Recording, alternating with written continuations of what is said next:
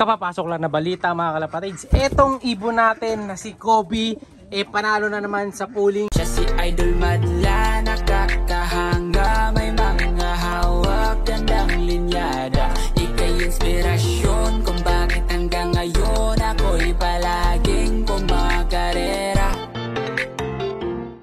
Pakita tayo sa taas mga kalapatids. As of now, number 3 tayo sa ranking. Kaya lang, masisipa pa yan pag nag-clock na yung mga kabracket natin na last drop San Fernando. Pag nag-clock sila, doon malalaman na natin kung pasok talaga tayo sa top 10. Pero dito sa area namin, Apalit, Kalumpit, number 3 tayo. Na-screenshot ko na bago matabunan. So, bali ibon natin. Ito na yung mga dumating. 1, 2, 3, 4, 5, 5.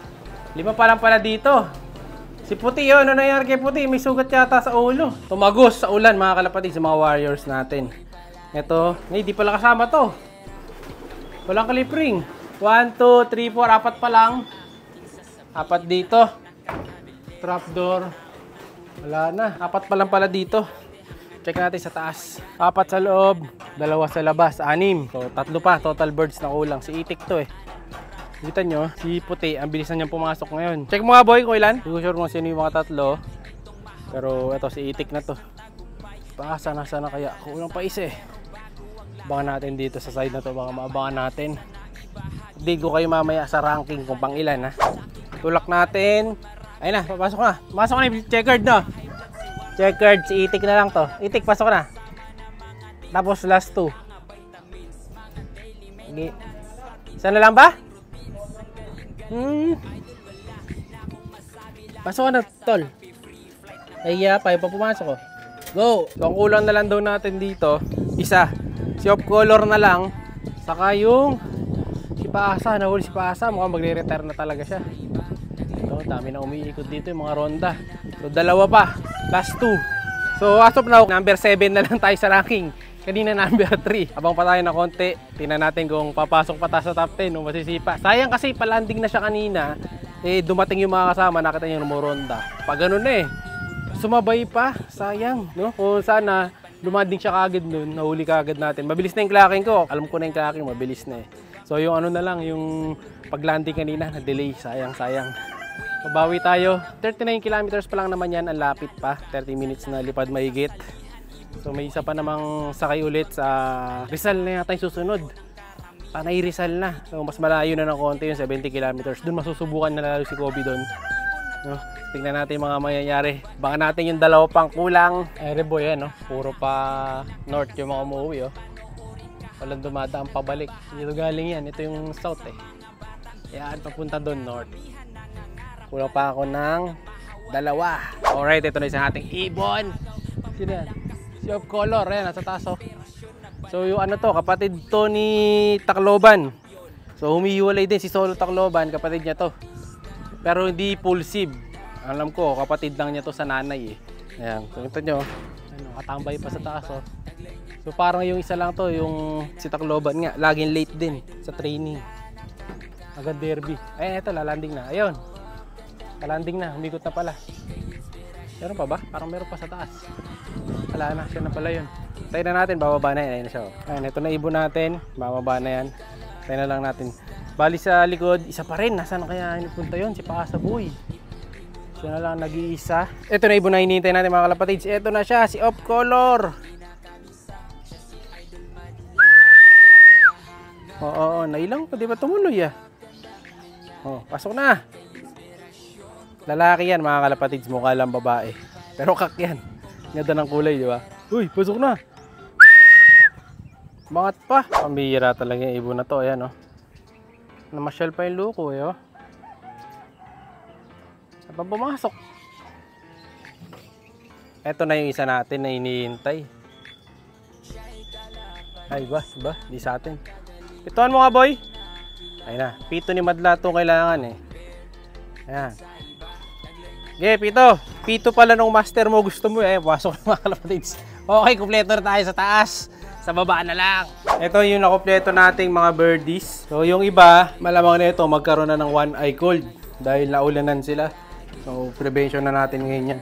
Lalaktaw sana tayo next toss kaso masyado malayo at alon Mahirapan tayo. Kaya unahan na natin ng konting gamot. Ayun boy, ito mo, parang nabugbog sa ulo eh. Si puti, ayun no. Parang nagulpi di gulat si puti. Ayun no, kita nyo namimikit si puti mga kalapatids. Bilis pa naman eh oh. Nako. Tinamaan niya ata nalintik to si ano. Si puti oh. Ito mo na pipigit-pigit oh. Tapos may ano nga, may sugat dun sa may parting ano niya, muka. Huli natin mamaya. Titingnan natin ha. Ayun oh. May sugat yata sa ulo eh oh. Kawawa naman. Sa likod, bird check tayo. Meron daw kaninang alambre sa paa si Paco. Ay! Boy, ba't laki ng alambre sa paa? Pambihira mga kalapatids. Ito sa likod, nag-status check tayo ng mga ibon. May alambre sa paa. Ito, di ko alam kung saan niya nakuha. Ayun oh, grabe yung alambre sa paa. Ano yan? Baka pinangipit sa truck, umipit sa kanya. Tigas oh. To. Paano napasok yan no? Oh. Kahit siya mag-isa talaga di niya matatanggal yan no. Bago yung alambre. Oh. Mga pinapangipit sa bukasan ng crates. Malamang nung tinatali yung crates na isabit no. Malas yung iba ko. Sumabit ah. Lumabas siya kamok sumabit. Siguro nakaganyan to sa labasan tapos siya nung pasusoid siyang ganon, nahila niya, no?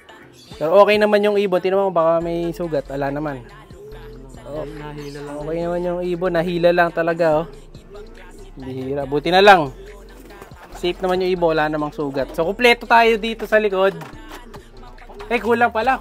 Isa. Kala ko kumpleto. Nakamukha kasi ito nung isa, eh. So, eto nahuli, oh. Kaya naka-sticker pa. Hindi nga natin kinlock itong isa. Kasi nakakalak na natin yung isa. So, as of now, number 9 tayo sa cluster. Di ko sure kung masisipa. Baka masipa pa yun, ha. Abangan na lang natin yung final na resulta. Popost ko na lang dito sa end ng video natin. So, eto yung nauna nating ibon. Siyempre. Yung ibon natin, siyempre, si Kobe. May asawa yan dito. Kalapatid siya lang ang may kaparis dito. Kasi ito talaga, malaki ang tiwala ko dito. Basta pooling talaga ito isasali ko. Teka, parang lumuwag yung isa niyang kalibring ngayon. Lumuwag yung isa niyang sing-sing. Higpit ko lang, boy. Higpit natin. Ayan, nagpit ko na. Ayan, maluwag yung isa eh. So, ang nakapares niya dito, si inbreed combi. Breeder ko to eh. Wala na kasi talaga akong hen. Kaya ito na yung naging pamaris sa kanya. Wala na yung mga hen dito sa likod eh. Kaya kumuha ko galing sa breeder. Ayan, breeder stock bird natin yan. Inbreed to nung lahi nung Sorsogon lap winner natin sa UFC. So, yun yung pinaris natin sa kanya. Para if ever umitlog, eh, may tulin din. Ayan, papipisa natin yung itlog niya pagka umitlog siya. So, ngayon, kung nanalo yan ngayon, meron na siyang record na ilang panalo na to. 3 times pooling winner na to, bale. Tapos side bet, isang panalo yata to o 2. So, matindi yung ibon natin na yan. Malapit pa, 39 kilometers pa lang. Pero ito nyo, kumana na kagad si Kobe. So, ayos boy. Namana mo yung speed talaga ng tatay mo. So, ayun mga kalapatids ha, ayos na pawian natin. Safe naman din si Paco. Ayan, sumabit eh. Ayun. Sumabit lang talaga yung alambre. Hindi ko alam kung paano napunta sa kanya to.